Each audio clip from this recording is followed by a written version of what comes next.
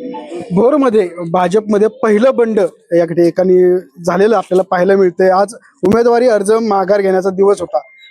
आज सर्वांना अपेक्षा होती की जीवनाप्पा कोंडे हे माघार घेतील, मात्र त्यांनी उमेदवारी अर्ज कायम ठेवत आज निवडणूक लढवण्याचा निर्णय घेतलाय। आपण त्यांच्याशी बोलणार आहोत। कसं काय निर्णय घेतलाय आपण अपक्ष उमेदवारी लढवण्याचा?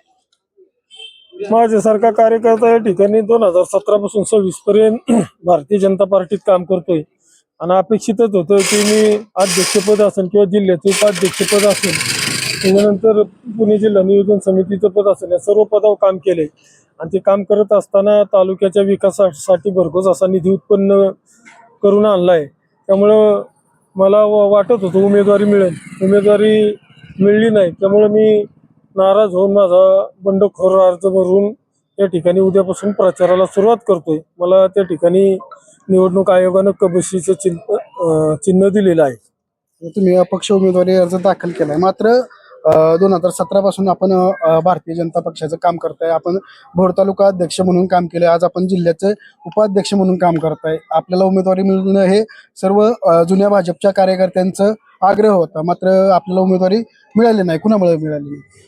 तसं उमेदवारी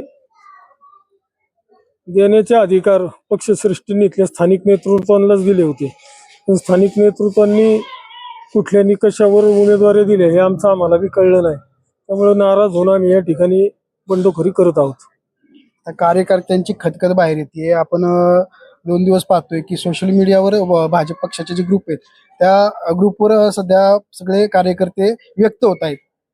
उमेदवारी आपण भेटली पाहिजे होती। आता जुन्या कार्यकर्त्यांना देखील जे पदावर कार्यकर्ते आहेत त्यांची देखील पुनर्बांधणी होणार आहे अशी देखील चर्चा आहे। काय वाटतं तुम्हाला, काय होईल?